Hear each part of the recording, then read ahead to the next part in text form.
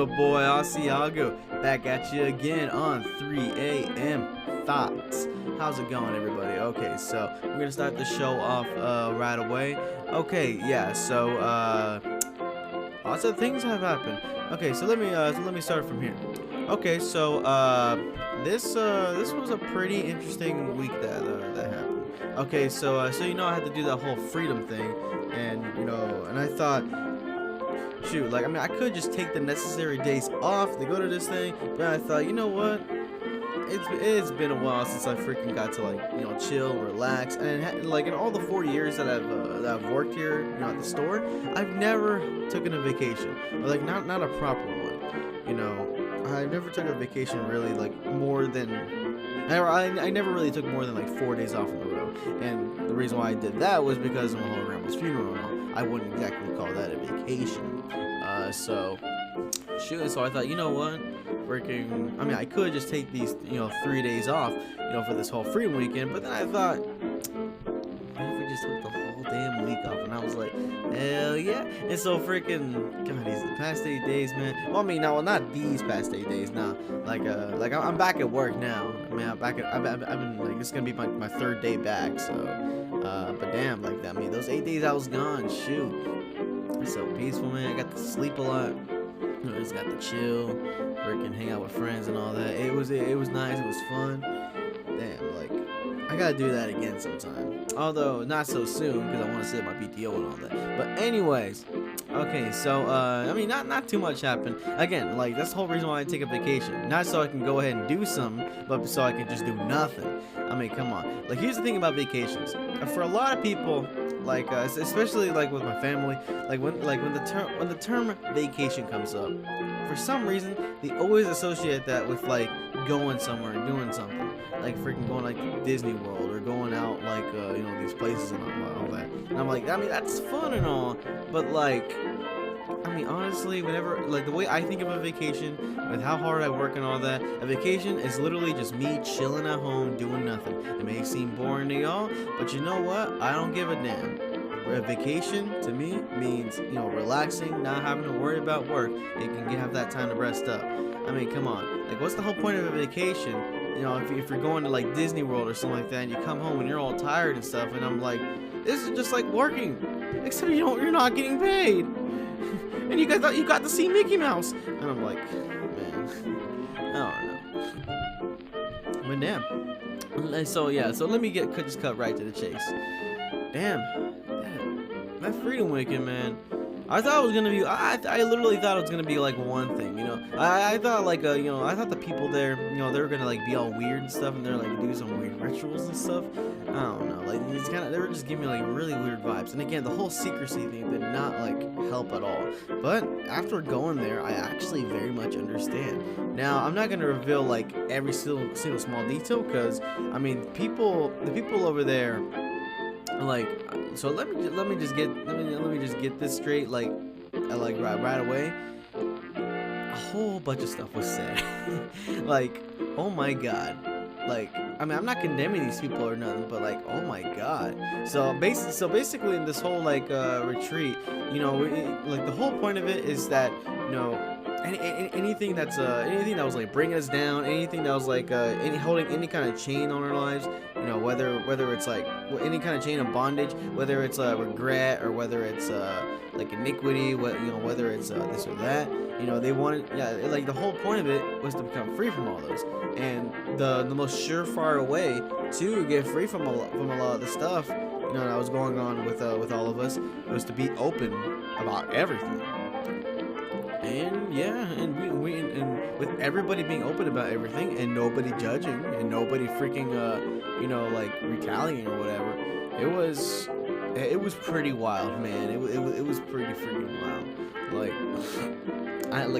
a lot of the leaders, they've told like, their testimonies, and like, for the most part, we, like, for, like, a lot of us are, like, the same in a lot of ways with all the stuff that we deal with. I mean, sure, our situations are different, like, like, freaking, let's say, for example, like, maybe, grew up with, like, dad issues, or maybe you grew up with, like, sexual issues or whatever, or drug abuse or whatever. But some people, it's just simply, they just, lost a loved one or something like that.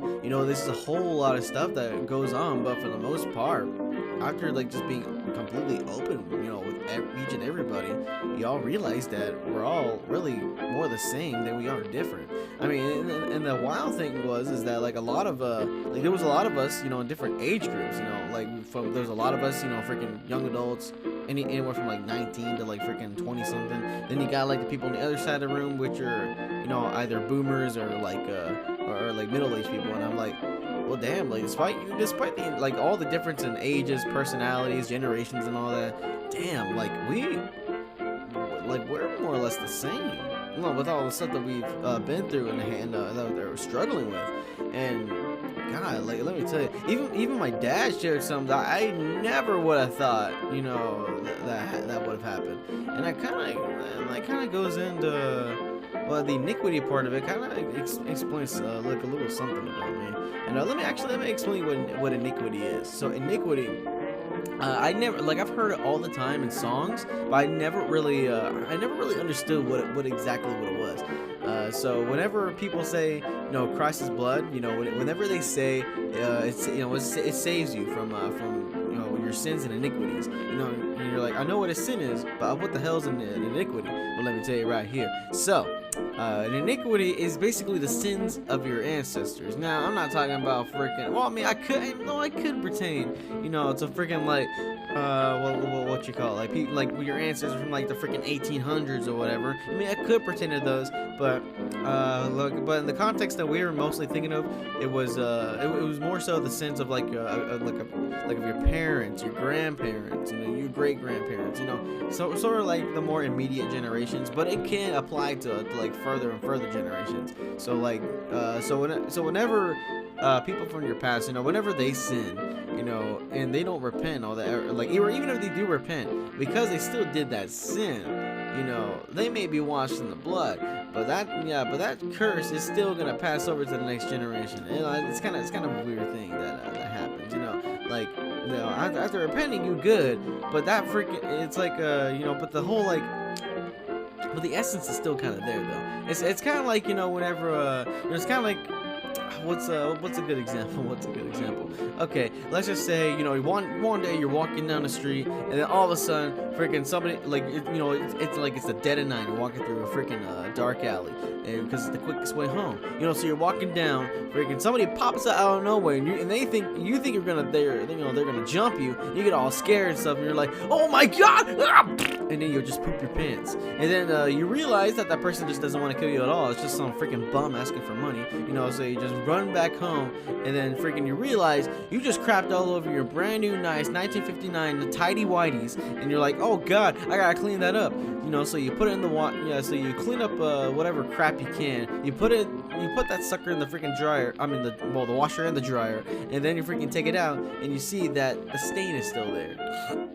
Yeah, like, it's all like, it's clean, but it's still dirty. That's kind of what iniquity is, you're like the sins of your past ancestors, like they commit them, and even after they repent, the essence is still there, and that's the thing, like in a lot, we don't really know this, but it actually applies a lot to some of the epigenetics that like go into like creating us, like again, the sins of our our relatives past, can really, before we're even born, or even while during our conception, it can affect us, and then like it can kind of make us who we are, in the most physical way possible, like anything from just having like bad handwriting to like to pretty much having traits of like an abusive father that you never wanted, but you just see it reflecting all over you, and it makes a lot of sense if you ask me.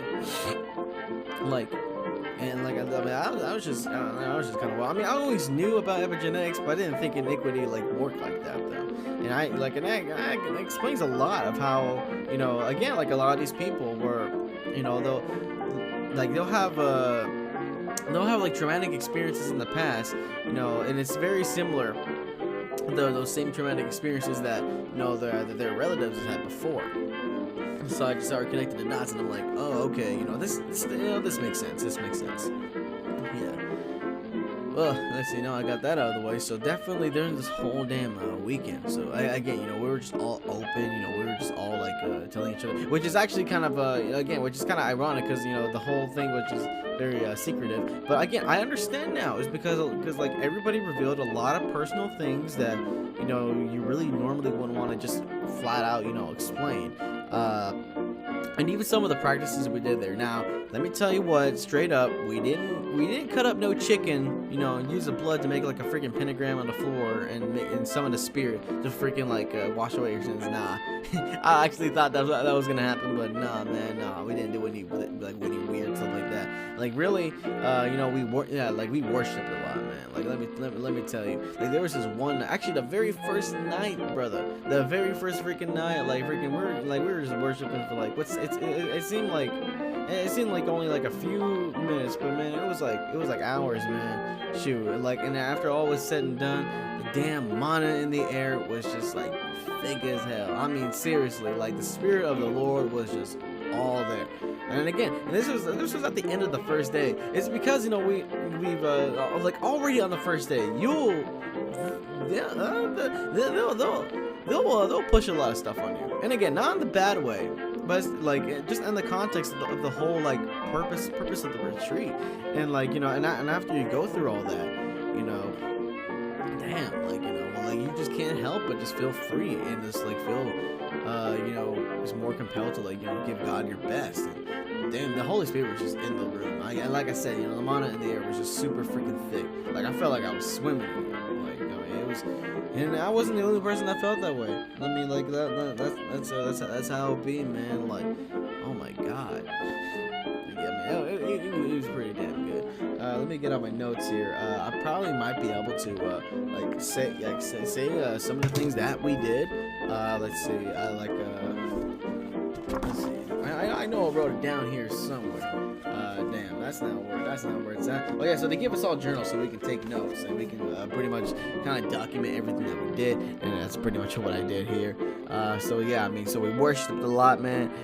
So we. Let me tell you, we did a lot of listing outs. I mean, so, like, for the iniquities and sins part, like, so they gave us a list of all, like, these possible sins that we could have done. Well, I mean, not all the possible ones, but just, like, a bunch of main general stuff, and they labeled all these general sins under, like, categories, and these categories would be called, like, certain spirits. Like, let's say, maybe you did witchcraft, or maybe, like, your freaking mother or something did witchcraft back in the day, and they label that under as, like, occult stuff. Or maybe, like, or maybe you're just addicted to porn, you're addicted to video games, or you're addicted to freaking, like alcohol or cocaine. They put that under addictions. And they listed all these various things under the categories of these certain spirits. And like and not to say to think about it all weird, but like I mean when you have these some of these chains on you, some of these like bondages, of your sins.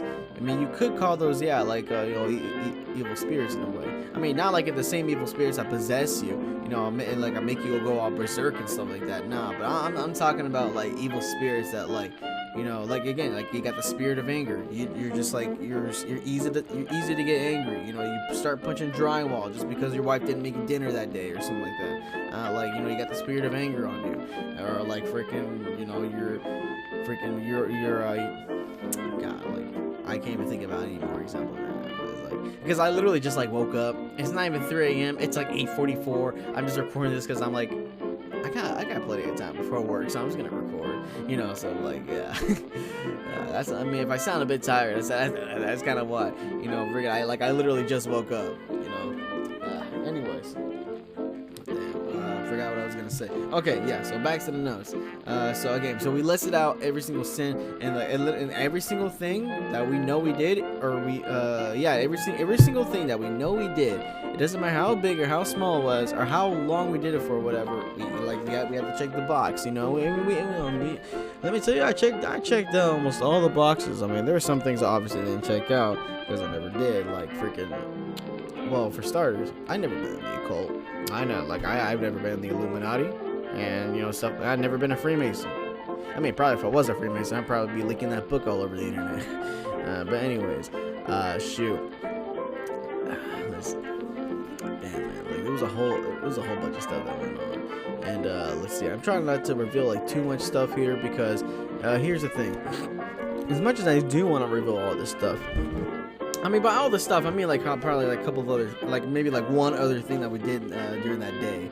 Let's see, which was like it was a physical thing. No, it wasn't like weird, it wasn't sexual or anything like that.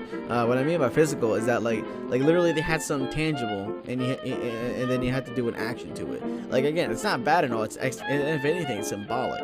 You know. Actually, you know what? I'll always go ahead and tell you here. So, damn, like so these lists. You know, we had these lists. You know, we had.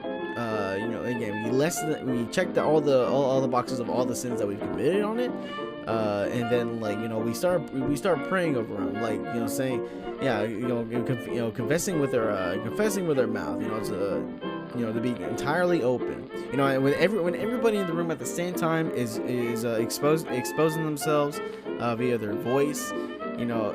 You feel, I don't know, for me it felt a little more comfortable to kind of like say what I wanted to say, say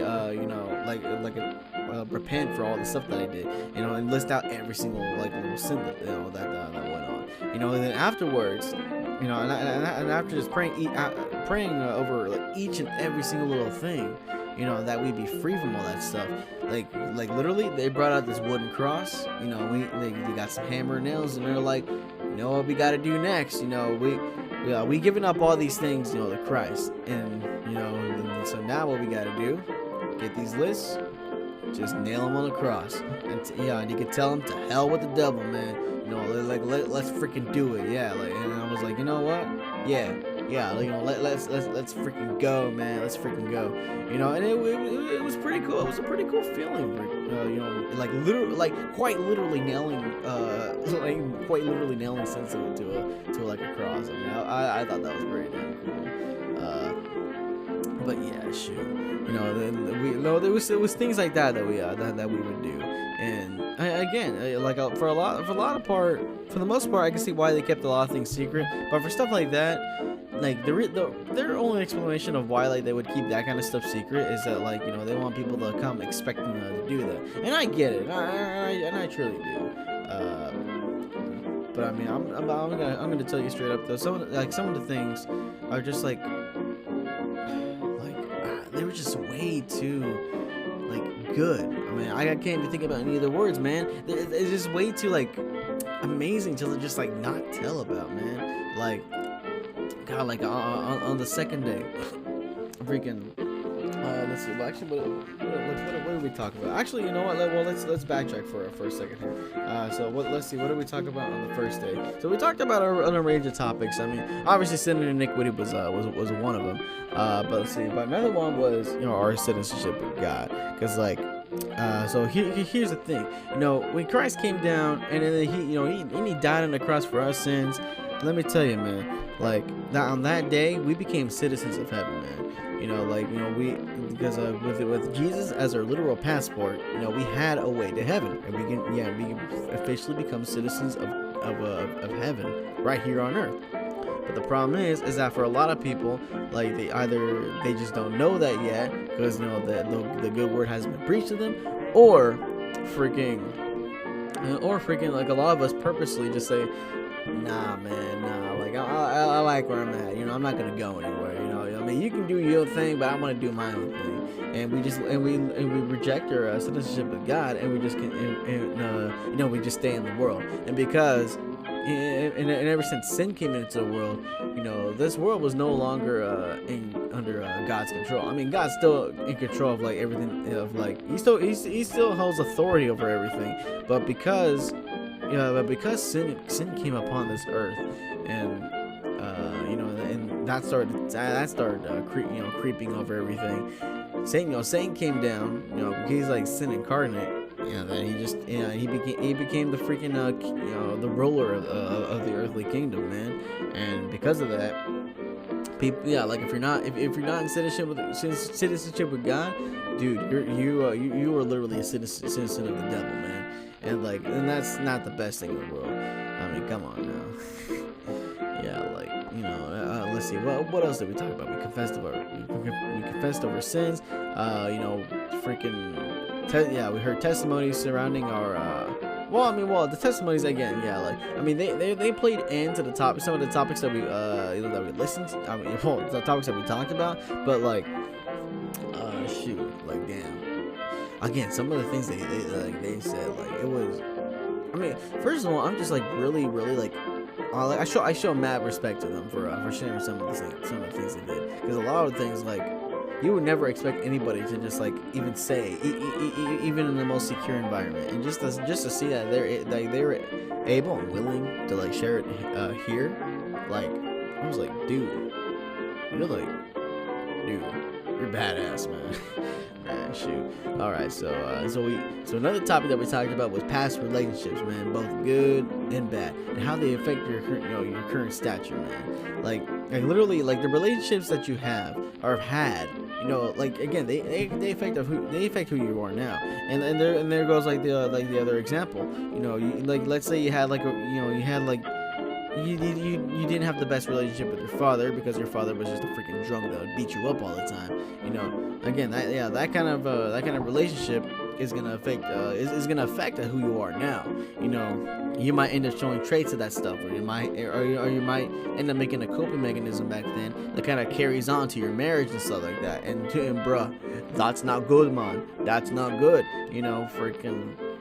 God, and another thing, which kind of plays into the whole relationship thing, is unforgiveness. And let me tell you, man, unforgiveness, I did not know I had it in me, because like literally coming into this weekend, I was like, man, why the hell am I here?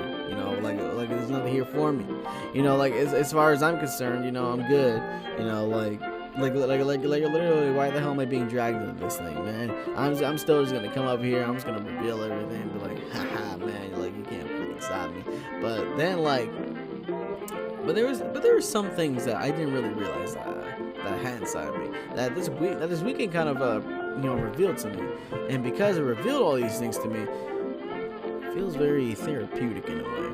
So I didn't realize until just on the first day that I had a lot of unforgiveness inside of me, like, for real. And for the most part, like, growing up, especially like back in my high school days, so after just becoming a Christian, man, I started forgiving a whole lot of people for all the things they did. I forgave old school bullies, old freaking people that not old people, but like people that I just met, here and there, that just kind of like just gave me a hard time and stuff like that.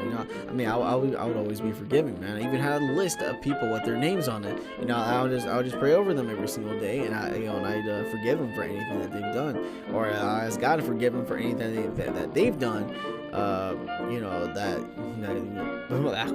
Whatever. You get the picture, man. And my God, and I didn't realize that I just had a whole bunch of like unforgiveness in my heart for mainly a lot of people that I've worked with in the past 4 years that I never really thought about forgiving them. Because again, when I was going through the whole forgiving phase, that was back in the later end of high school, and then I just kind of stopped doing that after after graduating, because I just kind of forgot about the whole stick, and then going on to work, I've worked with some, I've worked with some freaking idiots and jerks in the past, and I didn't really think about forgiving them at the time because I just wasn't really thinking about, I just really wasn't thinking about it. And so coming to this weekend, I realized I just had a lot of unforgiveness for those people, and even some of the even some people I'm working with now. Well, not coworkers really, but more so managers and stuff, man. Let me tell you, working in a cutthroat environment, that it'll make you hate some people. It'll make you hate some people, man. And for a lot of those people that I hate, man, they're managers, freaking, they're a bunch of freaking jerkwads, man. But man, all the but after literally just making a mental list of all of them, and just saying all their names out loud, and then freaking just saying I forgive them, let there be no more freaking chain or bondages anymore, and let us be free, man. Let us all be free. And that's what I did, man. That was freaking I felt amazing after that. And damn, that was pretty damn. I felt damn good, man. I felt damn good. Like I felt like, you know, I felt like shoot, like a large freaking weight was lifted off me. And you know what? I think it had, man. Shoot. So another thing that we did, and I forgot if this was the first or second day, because I can't because my notes are just like chicken scratch, and I didn't freaking label them as day 1 or day 2. But damn, but in my notes though, okay, so it reminds me of another thing that we did, and it this one really hit home, and it goes into and it goes into me like coming in not knowing some of the things that were inside me. So again, one of them was unforgiveness, but another one was just pure apathy, man. So let me tell you. So we made this like a little chart, labeling, insecurity, rejection, conditional love, and I forgot what the other one was, but we had all these different categories of negative things, that would impact us, impact our lives, and after labeling all of them, it got me thinking.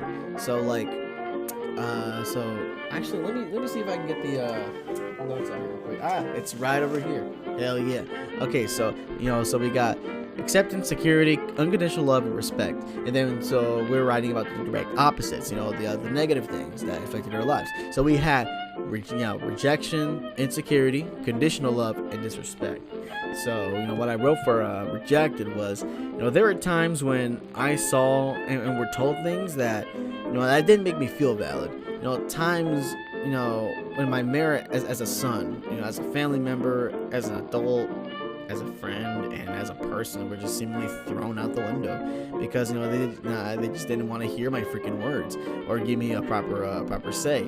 And since I felt that they didn't really care, people just didn't really care about what I had to say or what I'm going through, I've just grown. I've gained this just coping mechanism, which is just to be apathetic to people. And being apathetic means it's not caring, and just not caring about things, and it just kind of and it kind of leads into every single one of these little topics here.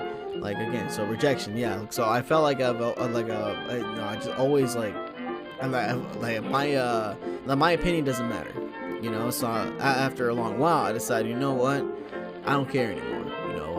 Freaking screw y'all. I'm not gonna care no more. And then let's see, and for a while, just not caring about things worked, but yeah, I mean, it worked for a while. But then, once you realize what it does to you when you just keep on being apathetic, it gets worse. So then we go into insecurity. Of all the little hang-ups that I've added up in my life, without me truly letting it all go or giving it to God or forgiving all of it or whatever, I've grown to be someone who doesn't really care about a lot of things. Hell, I don't care about many other things other than what immediately affects me. On top of that, my insecurity, had given me, the spirits of anger, deception, manipulation, and freaking speed meaning I gotta keep going, I gotta keep going fast, I can't stop, man. And for a lot of things that could be good, but for some things, when you're just passing by a life at 80 miles an hour, you tend to miss a lot of things. So it's not all bad, but it's not all good.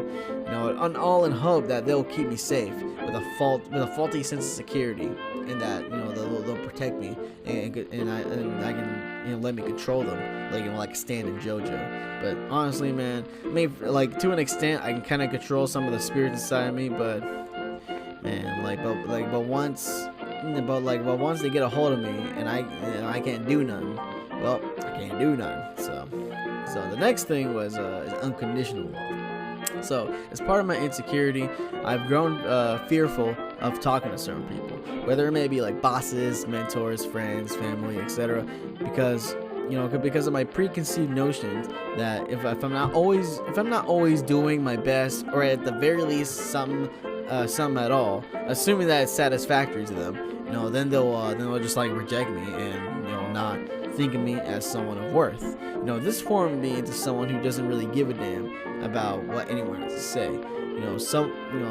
Someone completely indifferent to them, and who also shows just conditional love, because I've always felt like a lot of people just show me conditional love, and then even if it's like going into the workplace. Now, I'm not expecting love in the workplace. I'm just expecting, like, just respect, or not, or sometimes not even respect, just like acknowledgement that I'm here, and that I'm doing my best here. And then sometimes I just always felt like freaking going to work, and I feel like sometimes with certain bosses. Like, I mean, there's this one boss that I had. She was really cool.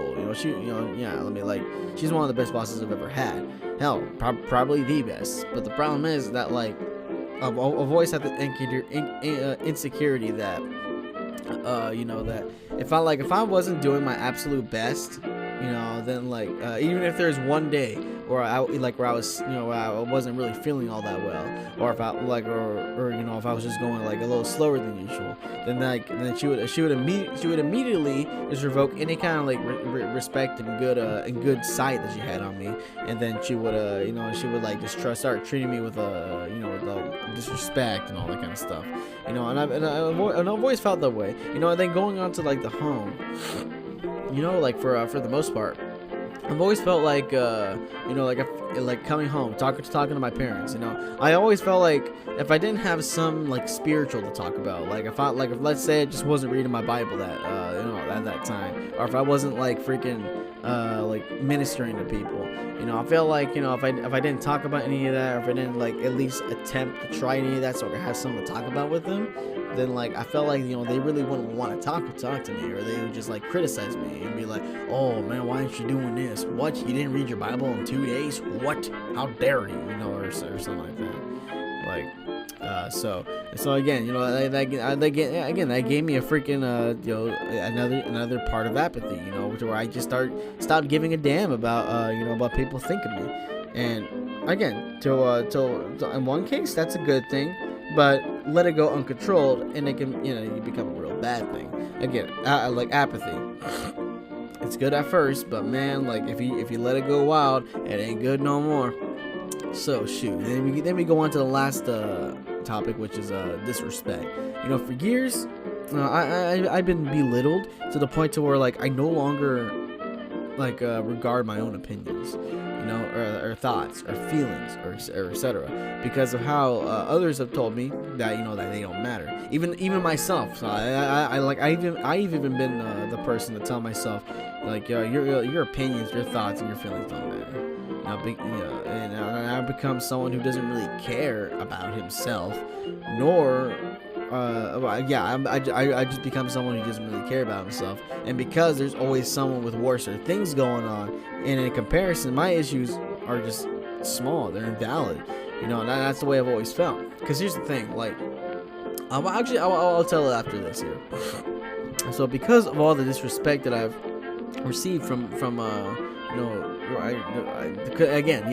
because of all the disrespect that I received, from others and from myself, I don't even respect or care, for myself, or really for a lot of people. And and I just hopelessly care about others, hoping that one day someone would care about me too, the same way I used to care about myself. And to be honest, all this made me apathetic, where I just stopped caring about all these things, and the idea was, I just stopped caring about everything, and that would solve my problems. Again, for a lot of them, it kind of, for a lot of the part, it does work, yeah, let me tell you. Okay, here we go. Starting over. Okay, yeah, so again, just being apathetic, not caring about a lot of things. Again, it works at first, but if you just let it go uncontrolled and you just continue to freaking just not care, and it starts about not caring about one thing, like, okay, I don't care what you say, and it goes on to another thing. Okay, I don't care what happens today, like freaking, like I'm good. I can finish all my work in time. I'm sure about it. I'm not sure about anybody else. Then it goes on to another thing. You know what? I don't even care what goes on in this freaking country. Everyone's idiots. Or it goes on to and it starts growing more and more. You know what? I don't even freaking. Okay, fine. Like this person has bigger problems than I do. My problems are nothing to them. So I don't even care about my own problems. And it goes on from there. Freaking. know what, freaking, like, this person has irritated me just at the very slightest thing. So you know what, I don't even care about I don't even care about what they have to say. I don't even care about that, man. You know, and it grows and grows, and if you keep it uncontrolled, it's not a good thing. Like, it's absolutely not. Because so here's the gist, man. So what happened was that I'm gonna tell my testimony here. Not my full testimony, like, again, like, oh, I was 14 years old when my parents started going to church. No, like, no, we're going to where this whole apathy thing started, which is back in 2018. So back in 2018, you know, a lot of changes are going on in my life. So I graduated in 2017, started working right after graduating, and you know, and for the most part, you know, I was still able to be my high school self at work. Like, well, in terms of yeah, just attitude, the way I saw things, and just and how I operated in faith. You know, I was pretty much that same high school kid, except now I'm in a workplace and I'm getting paid. You know, so that was I mean, it was a bit of a change for me, but you know, it wasn't that big of a deal. And so, going forward, 2018, you know, I changed positions at work. I started working in the back room. You know, I started actually working in a part of the store that was like really kind of you know, started being kind of toxic. Not so much the people, but more so like how management would treat us and all that. You know, and I wasn't really used to all this because, again, you know, I'm a freaking newbie here in the back room, freaking you know, so again, I didn't know how to freaking process or handle a lot of this stuff, you know, because I didn't have to process it before, you know, but I was still trying to hold on to who I was, you know, or stay true to who my high school self was, you know, just be like, you know what, you know, this is me. I'm not gonna let anybody change it until I let a whole bunch of little things start changing me, you know, like. So, like, music is a big thing, you know. Music can do a lot more things than you think. You know, it does more than just, you know, entertain you or just liven up parties and such, or even light up the situations at work. But what else it does is that, you know, it starts implanting a whole bunch of stuff into your heart, into your soul, into your mind. You know, it starts doing a lot. It starts working inside of you. And I like to say, you know, it wasn't all bad, but it also wasn't all good, because, you know, like, I mean, for starters, I started listening to a whole bunch of new music, and I mean, in that matter, I think that was pretty damn cool. That was pretty damn good. Like, a lot, like, hell, one of my favorite bands, you know, I started listening to one of my favorite bands, you know, being in the work, and, you know, starting off in that you know, toxic work environment, and, like, shoot, you know, again, I've listened and still listen to a lot of that good music, but then a lot of that stuff, though, it's kind of like implanted some really bad seeds in my soul, man. Like, for a lot of part, you know, I started going through sort of a little depression, because I'm starting to get all these things get to me, like, again, the new work environment, you know, the music I'm listening to, and the whole fact that me and the family, we're moving to a different house, and, you know, I was starting to have, like, kind of an identity crisis, not because of the house, obviously, but, like, because of the fact that so I'm over here, you know. Again, I'm trying to hold on to who my high school self was, but God's telling me to grow up. And even my freaking work environment is requiring me to grow up a bit more and start rolling with the changes. And I just didn't want to roll with the changes because I just wanted to stay the same forever. But I knew, and God even told me straight up that, like, you're gonna have to change. You're gonna have to grow up, and you're gonna have to start adjusting to things. You know, this is life. You just can't be the high school kid forever. And, you know, I was just kind of trying to hold on to both. But then I was just doing a horrible job doing it, and I was just so confused on why nothing was working. And I thought, well, maybe it's because I hadn't been seeing my parents enough, or maybe it's because, you know, because of this and that, you know. So I tried all these different things. I even got into freaking pornography, freaking damn it, and, like, it didn't work. And none of that stuff worked. None of the stuff remedied, you know. And I just went through just big depression, man, to where, like, I depression / freaking identity crisis, and I couldn't figure it out, man. I couldn't figure it out at all. And then, you know, going on at work, and again, like, for the most part, a lot of the music that I was listening to, it did, like, make me feel a lot better. but then like again, but then like the other half of the music I'd be listening to didn't really like help at all. I mean, it's still bangers, yes, but it didn't really help at all. Like freaking, like you try going through a depression, and then you start listening to songs like Lucid Dreams and and freaking Better Now, and I'm like, I mean, these are great songs. I mean, I still listen to them to this day, but like, they're not doing anything for me. Like, God. So then, so that's whenever I'm guessing that's whenever everything truly started forming, the whole apathy. Because then, like, I was like, you know what? Okay, I'm just gonna, I like mentally, I just slowly started to not stop caring about, who I was back in my high school days, and just try to stay focused and hell bent on just becoming more of an adult. The role with the changes in the workplace. To be able to handle the cutthroat environment that I was working in. And to be able to handle some of the just the work environment, period. So I can just adjust to everybody, so I can freaking work to the best of my abilities. And I just kind of just stop focusing on a whole bunch of things to focus on that instead. And in order to do that, I just kind of stopped caring about things little by little. I stopped caring about what my parents would say a lot of the time. I would stop caring about how people looked at me or whatever. I was like, I don't care. As long as I can freaking do my thing, and as long as I can continue living life to the best of my abilities, I don't really care. So that's what I started doing. And then freaking that next year, 2019, that was actually ended up being like a pretty bomb year, man. It was pretty damn cool. Like it was a great year. Not like a freaking. I was feeling as high as a cloud, man. Freaking like, shoot, yeah. Once I stopped caring about a lot of my problems, I started casting them to the side. It did a lot of good stuff for me. But whenever you start casting more than just your problems aside, that's whenever freaking things start to change up. Then you go on to the next year, 2020, and damn. The whole year starts going in the freaking crapper.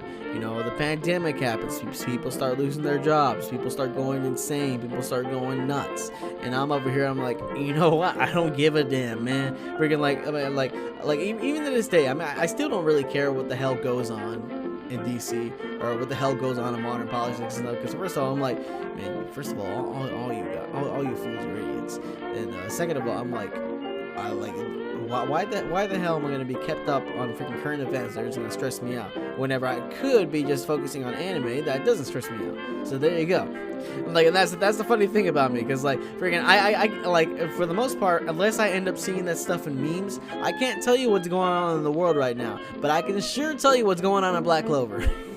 I can sure tell you what's going on in My Hero Academia. I can tell you what's going on in JoJo. Yeah, but anyways. So 2020 is when I really started casting out more than just my problems. I started ignoring a lot more obvious things. And actually, let's backtrack a little, because this plays out later on. So during the whole 2018 depression era, one of the reasons why I started becoming more depressed was because of the fact that I started stop caring about myself a lot, because I'm over here, feeling bad, having an identity crisis, and then I'm like, why am I crying? Why the hell am I being sad for? There's people out there, even some of my own friends and family, that have bigger problems than I do. I'm over here crying about freaking, oh man, oh my life is just not the same anymore. Oh, I'm having to change. I'm having to freaking grow up. Oh, but I'm crying about all this, but there's kids in Africa with no food, with no water, are getting eaten by alligators every day because they're trying to get water from the river. Or there's freaking people out there that have drug addictions, that have had freaking abusive fathers and stuff like that. There's other people that have been molested out there. There's people with freaking real problems out there. And I started telling myself, your problems don't matter. In the grand scheme of things, they're insignificant to what other people are going through. How the hell are you going to be sitting here crying about your own problems when other people's problems are much more bigger, much more valid than yours? So I started telling me all these things, and again, and to an extent, it's not exactly a bad thing, because because again, we all need to take into account. First of all, count your blessings, and second of all, take into account that your life could be a whole lot worse. I'm not saying all that was bad. but it's also not all good either, because I just completely stopped caring about myself. You know, I started not, you know, again, yeah, I started not caring about myself anymore. I started thinking that I was just completely invalid. No matter what I thought, no matter what I say, it was just invalid because the next guy, you know, deserved the, you know, because the next guy deserved more freaking more of a break than I do. You know, so I just kind of went into everywhere with that kind of mentality.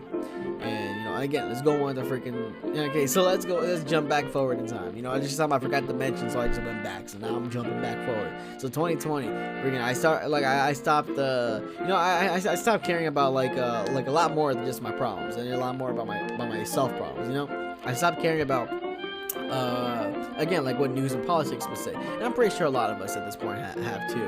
But like I went on to like stop caring about even what my local businesses were doing. Man, I stopped caring about with like a lot of people. Like unless you're like immediately affiliated with me, like my girlfriend or my friends, or even to an extent my parents. Like, I mean, if you weren't immediately affiliated with me, I didn't care about you. Like, again, you know, that's kind of mentality that I had. You know, it's not all good, man.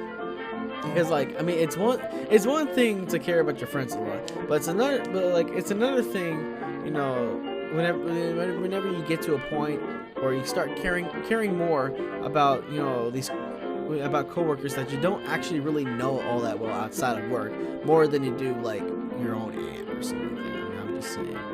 And you know, I started like just not caring about a whole bunch of stuff. Well, a lot of stuff was taught changes are going out of work, and I'm like, you know what? I don't care. Do what you want. I'm just gonna keep doing my own thing.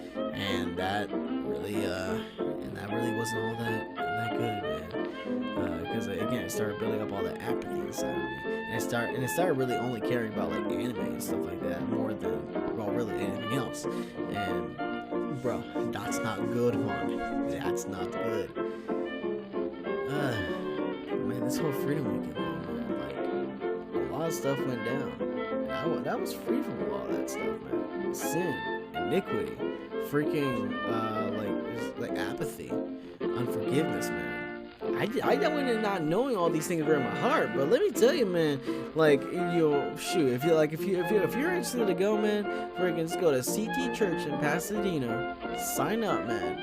You know, if you're interested in letting a lot of these things go, or if you're wondering maybe you got some things inside your heart yourself, but you just don't know it, I suggest go.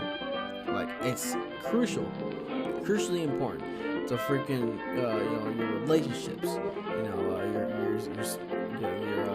relationship with God, you know, and just overall your faith, your sanity, you know, let me tell you, it's more than just therapeutic. It's more than just like a revival. It's freedom, you know. It starts a new chapter in your life, you know. Because now that I feel free from all this stuff, I feel more free. You know, I feel like I can do a lot more now. You know, I feel like I can go more towards the calling that God's put upon my life. You know, now more than ever. And so basically, ever since I was saved back in 2015. God's told me that He wanted me to be a worship leader, and you know, just thinking about it at the time, I always thought, okay, well, that must mean worship pastor, you know. So I even went into freaking Bible, like I did 1 year of Bible school, and then you know I hadn't gone back since, that's what I was gonna do. You know, I was gonna go to Bible school, and I was gonna go on and be a freaking like worship pastor, but then but first of all, God told me, nah, the school thing ain't for you. And I'm like, oh, good. I hate school. Like, oh my God, I hate school with a passion, man. Like, oh, I'm so glad I don't have to go back. But there was another thing that He told me He wanted me to do, and so He still wants me to be a worship leader. But then, like, I know at this retreat, He kind of gave me this vision, and it kind of plays into, you know, this some that I never really got to reveal to anybody else. I mean, some of my close friends know this, and you know, and when we got to this point where, you know, at the retreat where we were discussing, you know, relationship issues, and we're not talking about romantic, we're talking more about parental relationships, and we got to this point where we started writing letters. We were writing letters to our, to our parents. We're just letting everything out, just let the ink flow, man. It doesn't matter if it's good or bad. Just tell them everything that you want to say to them. And let me tell you, I wrote a whole bunch of stuff down, man. Let me tell you, it seemed more negative than anything. After reading them out loud, and my dad was one of the leaders there. And reading the letter I wrote to him directly to him, it was kind of scary. But you know what though? I felt like our bond, has grown a lot closer because of that.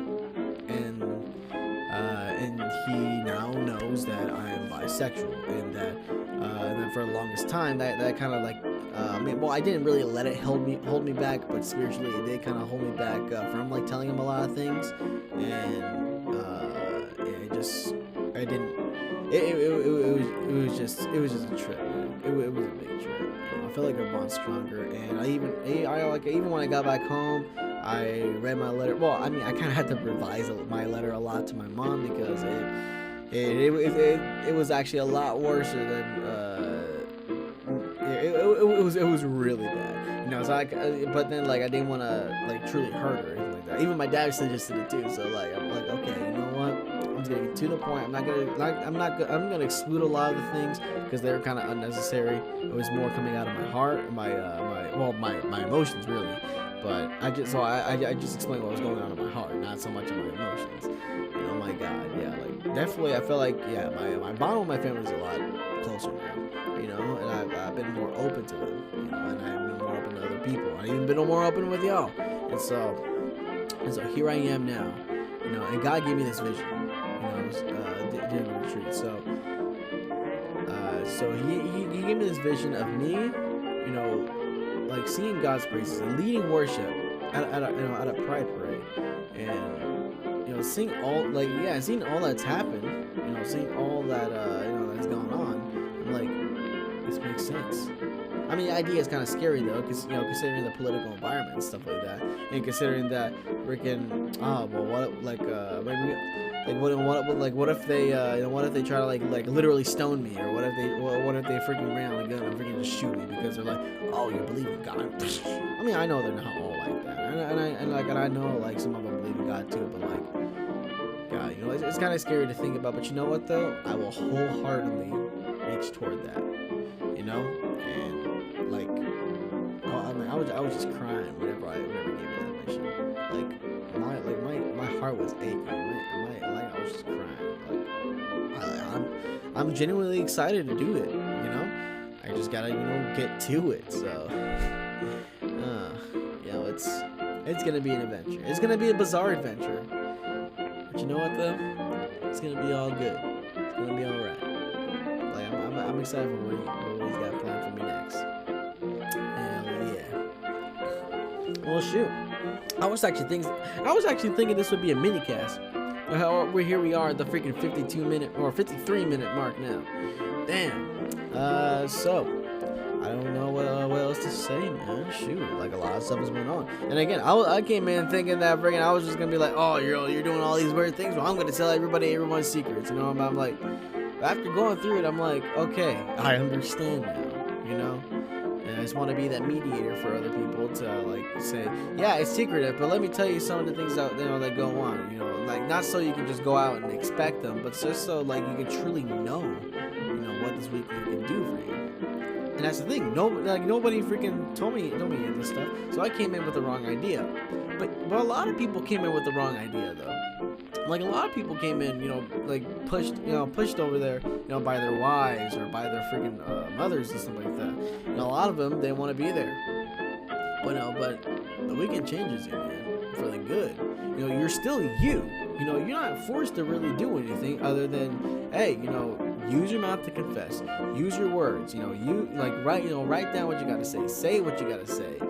Be open. Just let everything fly out. And let me tell you, it works miracles. It works miracles. So many things happen. It's the most impactful retreat that I've ever been to, and all the retreats that I've been to. Seriously, freaking, I've been to many retreats as a youth. I've even been on one retreat as a as an adult, but this one here, this one hits like really different. It hits real different, man. And let me tell you, I mean, yeah, like if you're in the Pasadena area, I heavily suggest that you freaking let you take it. You know that you give it a shot, man. Give it a good shot.